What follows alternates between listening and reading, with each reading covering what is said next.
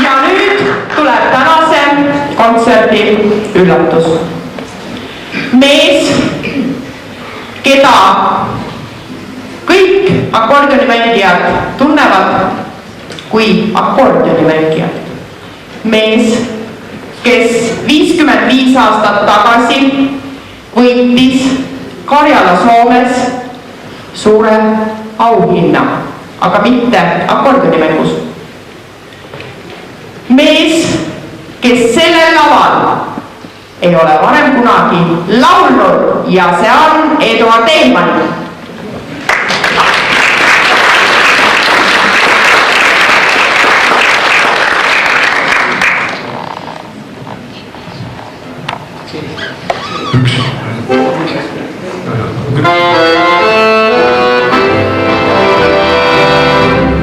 Sanal valgus täis, kui viisid kokku meie teele.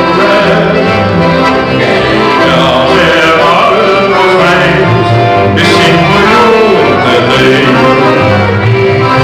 Vaimegi valgus töö, kui viisid kokku meie teele. Kas tõesti kaunil meil olla viile võis?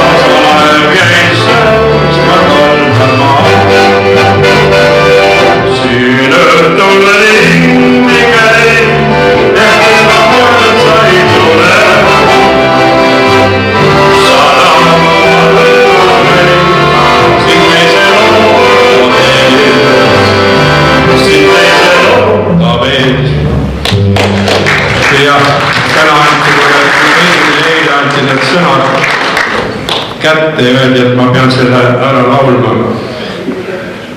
Aga teine laul on Martin Uude repertuaarist. Ta oleks, kui elanud, siis sel aastal oleks saanud 70 aastat vanad. Ta oli mul üks toredaist sõpra. Muidugi ma ei ole tema vastu, ei saa. Võib-olla noorus ja siis, kui mul vähem oli olemas.